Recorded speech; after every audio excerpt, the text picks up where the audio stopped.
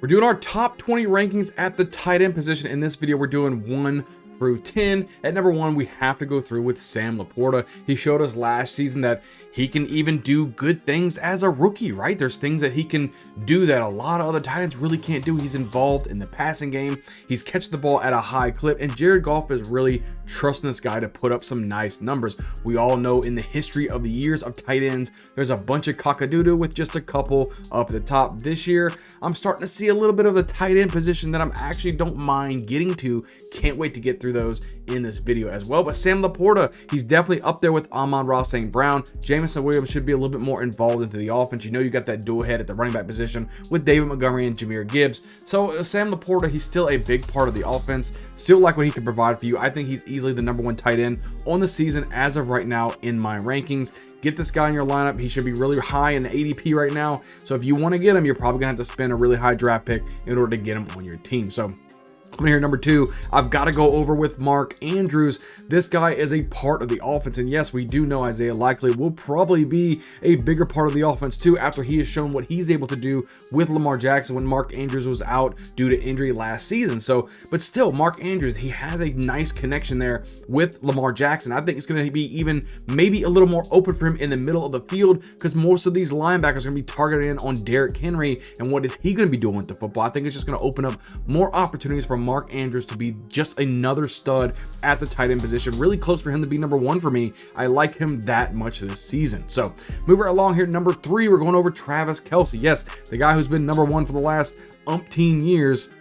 I've got him here at number 3. I still think Travis Kelce is going to be really, really good. I think that overall they're trying to save him through the fantasy football season, right? In the fantasy football playoffs, because they're wanting to get him to the NFL playoffs, right? So basically Patrick Mahomes, Travis Kelce taking a bit of a back seat just because they want to keep these guys fresh. You start seeing Isaiah Pacheco running the football a little bit more, and that's why the numbers probably aren't what you're used to. I do think that Travis Kelce's numbers are going to be better from last year. I think he took a really big dip, and it scared a lot of people off. I still think the Patrick Mahomes, Travis Kelce connection is going to be solid. Yes, they got Hollywood Brown in there. Rashee Rice might be taking some type of suspension. We don't know what's going to go on with that. They got Xavier Worthy in there, the rookie out of Texas. So there's some more pieces to this offense, but I still think the good old Travis Kelce is going to be good for offenses.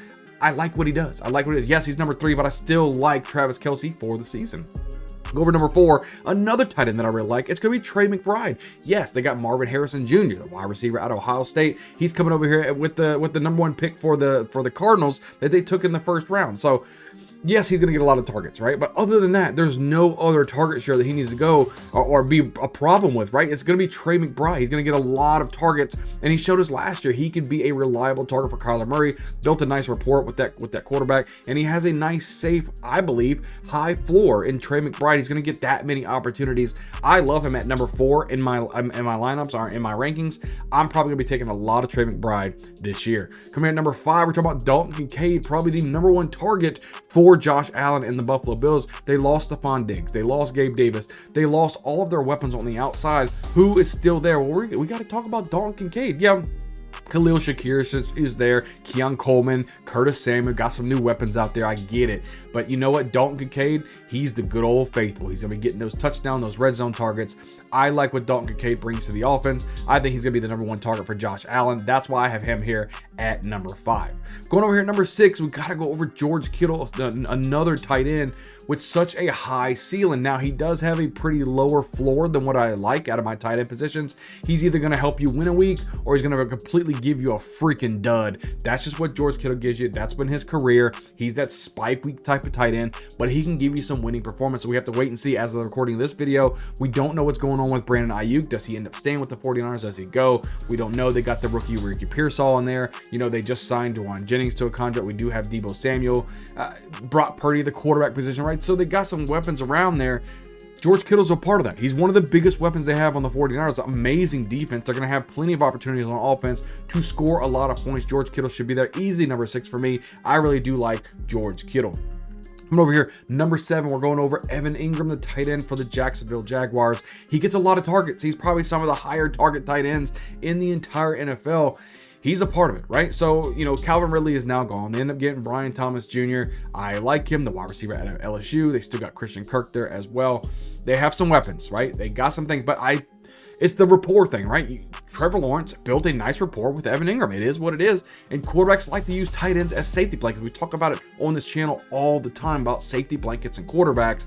Well, just how so happens Evan Ingram's a dang good tight end. So he's easily on my list as number 7. I really like him. Number 8, right? We're going over. I'm finally going. It is what it is. We're going Kyle Pitts, the tight end for the Atlanta Falcons. They finally got a quarterback, right? So I know, yeah, this is the year. This is the year. This is the year. We heard it all the time, right? This is the year Kyle Pitts is going to be good. I truly think this is the year that we see Kyle Pitts really shine, right? Kirk Cousins coming in here, tight end position. We saw what he did with TJ Hawkinson. He could create that. I mean, Kyle Pitts is more athletic than Hawkinson. He's faster than Hawkinson. It is what I think. He's got better hands than Hawkinson. That's just me, but we forget how talented Kyle Pitts is.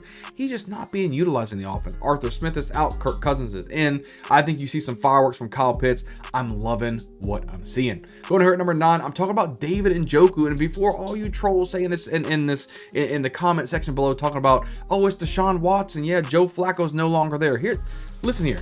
This is what I'm talking about. We saw Joe Flacco use David Njoku and turn him into a phenomenal tight end, right? If Deshaun Watson comes into this offense and he does not utilize the tight end, seeing what David Njoku can provide, I don't see it. I don't see, there's no way that this offensive scheme is going to go away from David Njoku. Whether or not Watson loves to throw to the tight end position or not, they're going to force the football to David Njoku because he's just that talented. I think we see David Njoku rise. I think he's going to be up there with this Amari Cooper, with Jerry Jeudy, Elijah Moore, all these guys, right? I think David Njoku is going to show us that he can still provide solid fantasy football numbers even without Joe Flacco. I like it. David Njoku at number 9 for me.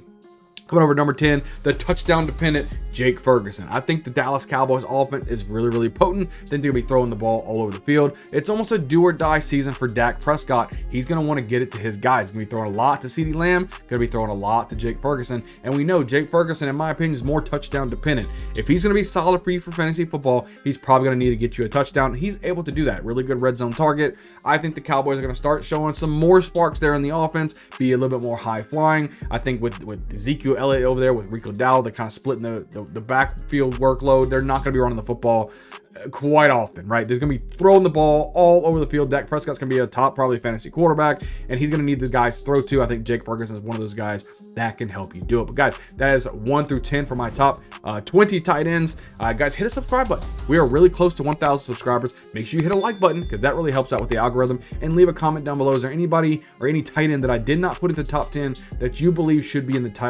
top 10 tight ends? Or is there any tight ends in this list that you don't believe should be in there? Let's have a conversation in the comment section. I would really appreciate that. But guys, I can't wait to see you guys on the next video. We'll see you guys next time.